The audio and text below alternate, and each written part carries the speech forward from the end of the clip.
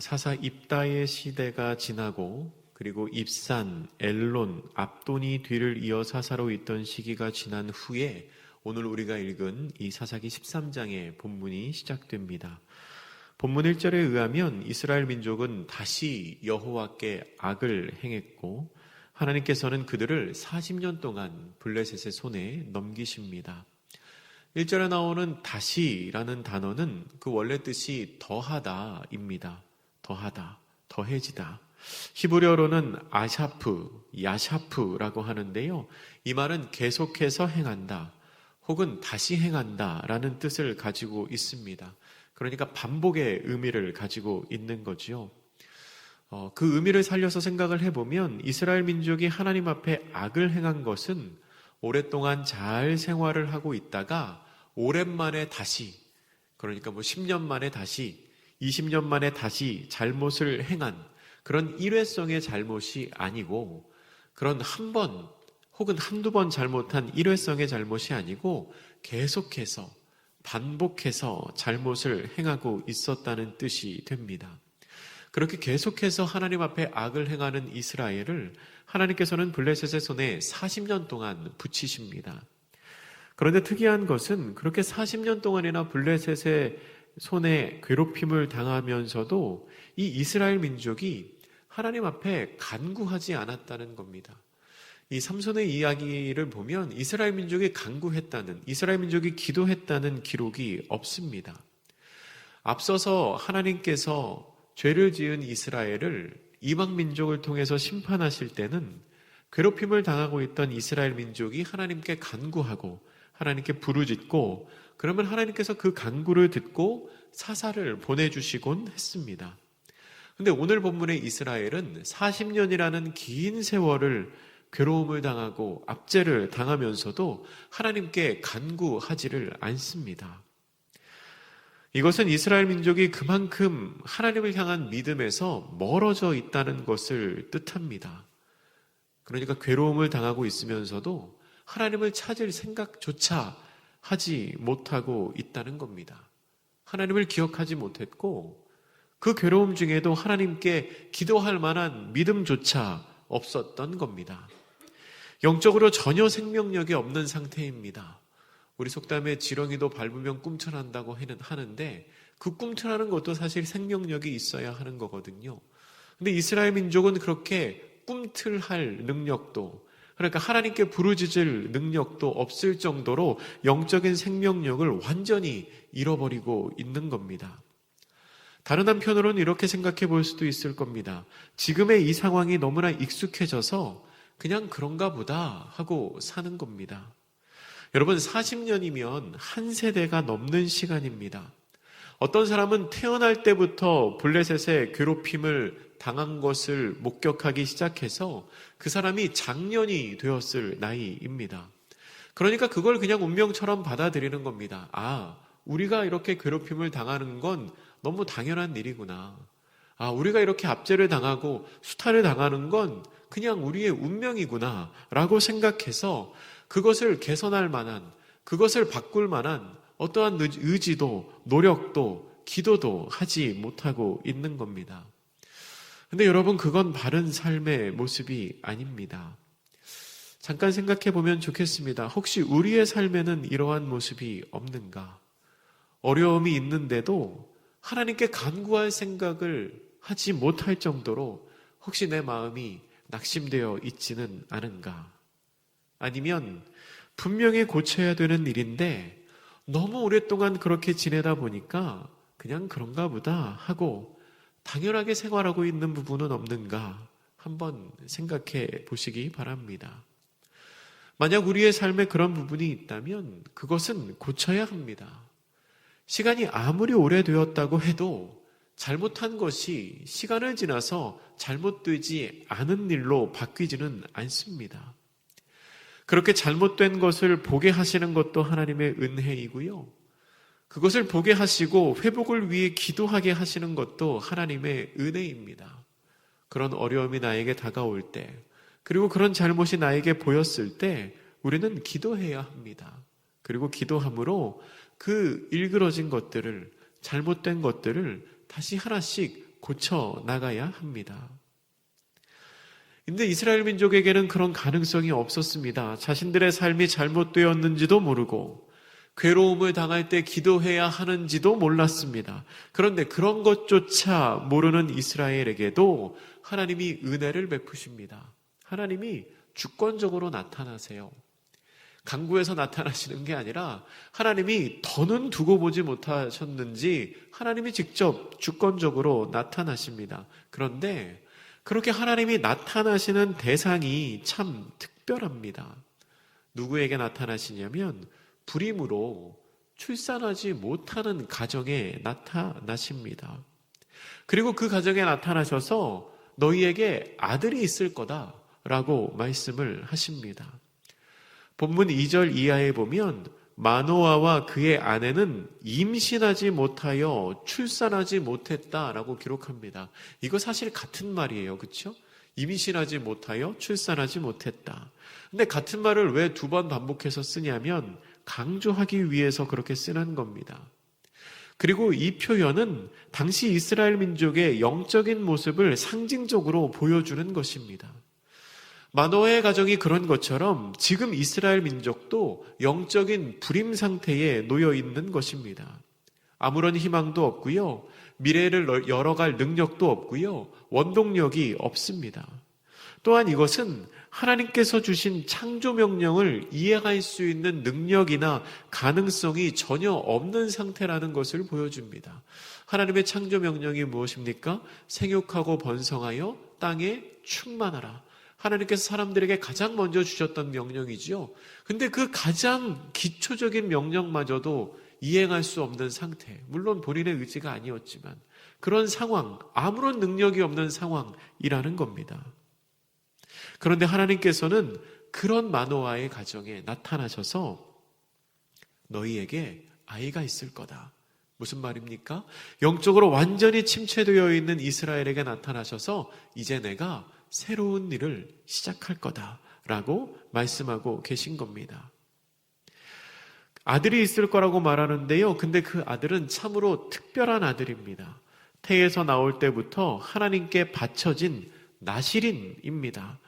나시린, 히브리어로 나지르라고 하는데 그 말은 헌신되고 성별된 것을 의미하는 말입니다. 하나님께 거룩한 일을 감당하기 위해서 구별된 사람이라는 뜻입니다.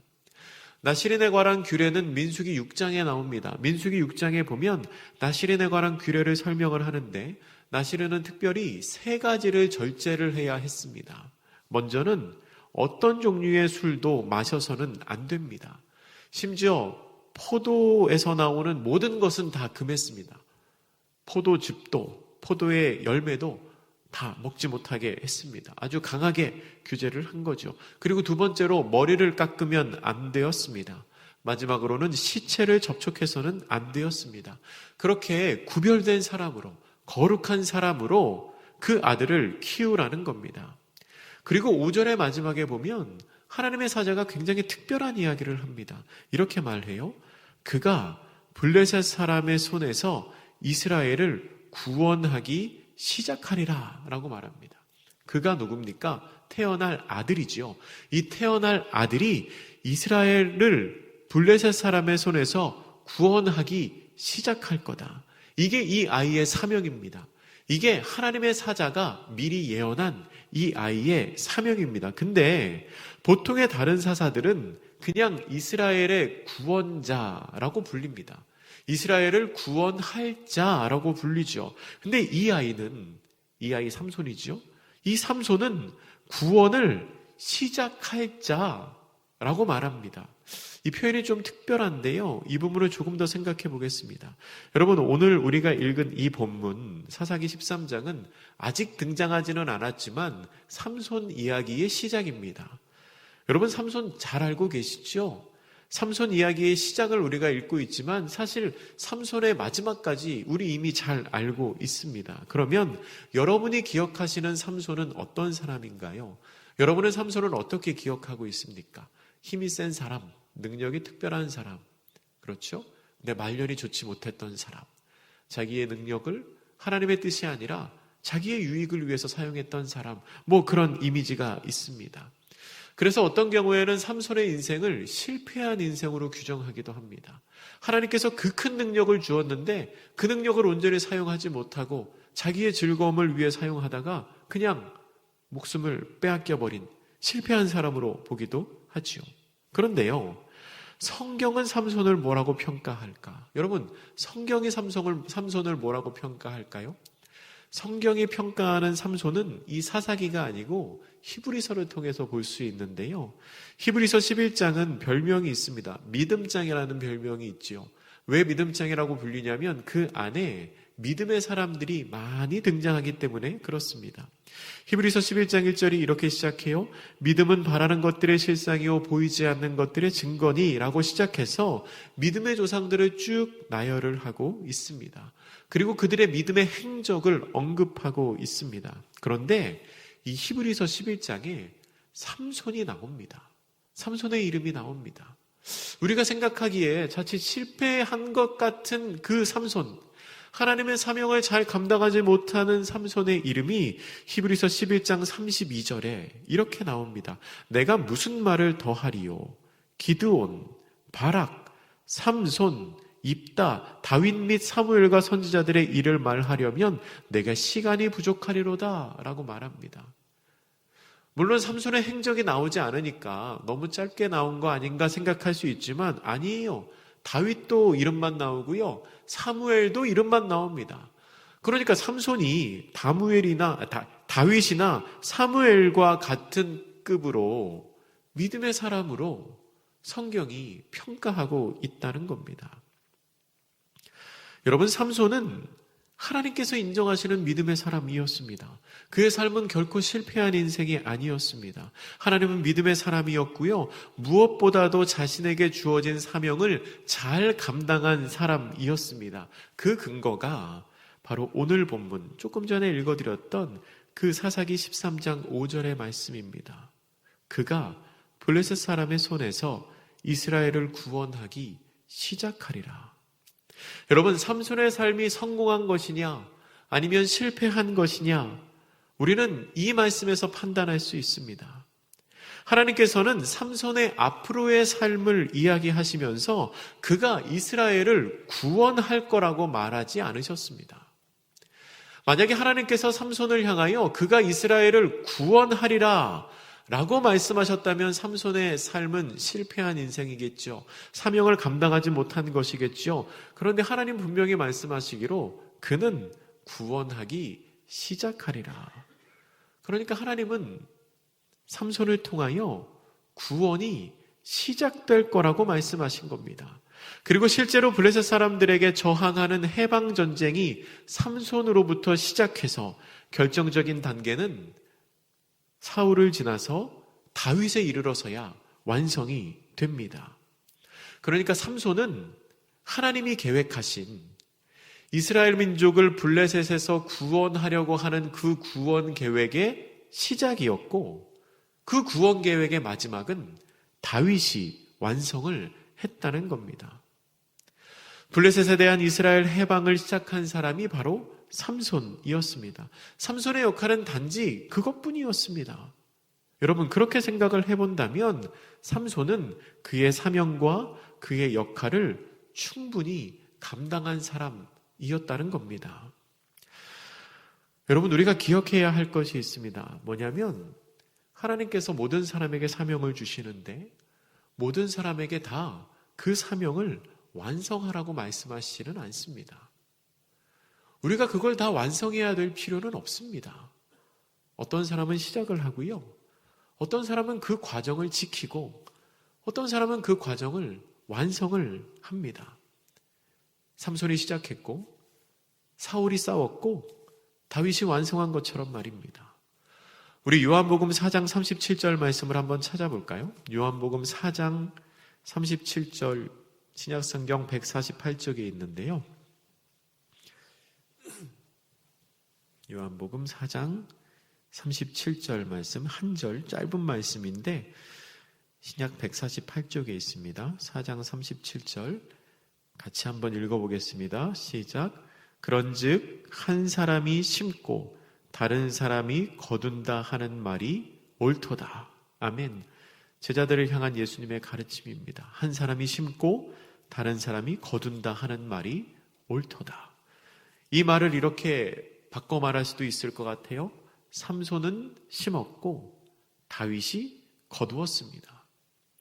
근데 우리는 생각하기에 거두는 사람만 중요하다고 착각할 수 있지만, 그러나 그건 오해입니다. 시작하는 사역이 사실은 더 귀합니다. 개척하는 사역, 선구자로서 그 일을 감당하는 사역이 사실은 굉장히 귀하죠. 삼손은 그 역할을 잘 감당한 사람이었습니다. 물론 시작하는 사람은 열매를 보지 못할 수도 있습니다. 그러나 중요한 것은 하나님이 기억하십니다. 하나님이 그의 사역을 기억하셨기에 삼손을 믿음의 사람이라고 부르시고 히브리서 11장에 그 이름을 넣어 놓으셨던 것입니다. 여러분, 너무 낙심하지 마시기 바랍니다. 내 생애에는 이 일이 완성되지 못할 것 같다. 나는 이 사역을 마무리 짓지 못할 것 같다. 아니요, 시작하는 게 내 사역일 수 있습니다. 열매 맺는 건 다른 사람의 몫일 수도 있습니다. 우리는 단지 그 일을 충성되이 감당하는 것으로 하나님께서 나를 기억하신다는 것만 기억하면 됩니다. 다시 본문으로 돌아와서요, 하나님의 사자로부터 이 말을 들은 마노아의 아내는 남편에게 가서 들은 바를 이야기합니다. 6절과 7절에 기록되어 있어요. 그런데 마노아가 그 이야기를 듣고 하나님께 기도하는데요, 이렇게 기도합니다. 우리 이 말씀은 같이 읽어보겠습니다. 사사기 13장 8절 말씀입니다. 시작. 마노아가 여호와께 기도하여 이르되 주여 구하옵나니 주께서 보내셨던 하나님의 사람을 우리에게 다시 오게 하사 우리가 그 낳은 아이에게 어떻게 행할지를 우리에게 가르치게 하소서 하니. 아멘. 여러분, 저는 이 마노아의 기도를 볼 때 너무 좀 순수하면서도 신실함이 느껴졌습니다. 지금 마노아가 하나님의 사자에게 구하는 것이 무엇입니까? 일단 다시 한번 오시라는 겁니다. 다시 한번 와주세요. 그리고 오셔서 어떻게 해야 할지를 알려주세요 라고 기도하고 있습니다. 저는 마노아가 아내의 말을 의심해서, 그러니까 아내가 하는 말을 믿지 못해서 다시 한번 와달라고 기도한 거라고 생각하고 싶지는 않습니다. 마노아의 마음에는 정말 사모함이 있는 겁니다. 하나님이 주신다고 하는데 내 귀로 그 언약의 메시지를 듣고 싶고, 또한 그 아이를 어떻게 양육할지를 다시 한번 확실히 듣고 싶은 그런 마음이 있는 겁니다. 여러분, 이게 꼭 필요한 기도입니다. 저도 아이를 양육하다 보니까 이 마노아와 같은 기도를 안 할 수가 없습니다. 하나님, 이 아이를 어떻게 키워야 됩니까? 하나님이 좀 알려주세요. 저는 도저히 모르겠습니다. 하나님 알려주세요. 솔직한 기도이지요. 마노아가 이렇게 기도하니까 기도한 대로 하나님의 사자가 다시 한번 등장합니다. 9절에서 나오지요. 그리고 12절에서 하나님의 사자에게 다시 한번 똑같이 물어봅니다. 마노아가 이 아이를 어떻게 기르며 우리가 그에게 어떻게 행하리이까? 그러자 하나님의 사자는 마노아에게 그 아내에게 했던 것과 같은 이야기를 반복해서 들려줍니다. 13절과 14절에서 다시 한번 이야기를 하죠. 여러분, 우리는 자녀를 양육함에 있어서 계속 하나님께 물어봐야 합니다. 어떻게 행해야 하겠습니까? 이 아이를 어떻게 양육해야 하겠습니까? 그러면 하나님께서 마땅히 행할 길을 우리에게 알려주실 겁니다. 말씀을 정리하겠습니다. 하나님께서는 영적으로 무지하고 타락해서 괴로움을 당하면서도 기도해야 한다는 사실조차 모르고 있는 이스라엘에게 주권적으로 역사하셔서 나타나십니다. 그들을 구원할 계획을 말씀하십니다. 당시 이스라엘은 불임의 고통을 당하는 가정처럼 스스로는 아무런 회복의 능력이 없었습니다. 아무런 회복도 기대할 수 없는 상황이었습니다. 그런데 하나님은 불임 가정에 아들을 허락하시는 것처럼 이제 이스라엘에게 새 일을 행할 거라고 말씀하고 계십니다. 그러한 하나님의 계획을 알게 된 마노아는 다시 한번 듣기를 원합니다. 정확하게 듣기를 원합니다. 이 어마어마한 하나님의 구원 계획을 허투루 들으면 안 되겠기에 그는 기도하며 다시 한번 하나님의 뜻을 구하고 하나님께서는 그런 마노아에게 나타나셔서 자신의 뜻을 다시 한번 말씀해 주십니다. 사실 여기에서부터가 이스라엘 구원의 시작이었다고 생각합니다. 삼손이 태어나면서부터 이스라엘의 구원이 시작된 것이 아니라 자기에게 들려진 그 하나님의 말씀을 다시 한번 듣기를 원하며 그 특별한 아이를 어떻게 양육해야 할지를 다시 한번 하나님께 기도하는 그 마노아의 기도에서부터 이스라엘의 구원이 시작되었다고 생각합니다. 왜냐하면 그 전까지는 이스라엘 민족이 기도하지 않았거든요. 한 사람이 기도하기 시작하니까 그때부터 이스라엘의 구원이 시작된 것입니다. 여러분, 우리의 삶이 이스라엘처럼 영적으로 어둡지 않기를 간절히 소망합니다. 또한 세상이 악하더라도 하나님의 뜻이 나에게 들려졌을 때에 그 하나님의 뜻을 궁금해하고 그 하나님의 뜻을 잘 분별하고 그 하나님의 뜻에 순종함으로 말미암아 회복의 시작, 구원의 시작이 되는 복된 성도님들 되시기를 주님의 이름으로 축복합니다. 기도하겠습니다. 사랑의 하나님, 이스라엘 민족은 영적으로 타락하고 또한 그 수많은 괴로움을 당하면서도 하나님께 기도할 생각조차 하지 못하고 있었습니다. 그런 그들에게 하나님이 찾아와 주셔서 회복을 말씀하시고 새 일을 시작할 것을 말씀을 하십니다. 주님, 우리의 삶에도 주께서 찾아오셔서 새로운 일을 시작하여 주시기를 원합니다. 그렇게 주님이 내 삶에 찾아올 때 우리로 하여금 그 주의 뜻을 궁금해하게 하시고 그 주의 뜻을 잘 분별하게 하시고 그 주의 뜻에 순종하게 하셔서 나를 통하여 하나님의 뜻이 이루어지는 역사가 생겨나게 하여 주시옵소서. 그런 구원의 시작, 회복의 시작이 되는 믿음의 성도들 한 분 한 분이 될 수 있도록 주님 우리와 함께하여 주시옵소서. 감사드리며 예수님의 이름으로 기도드립니다. 아멘.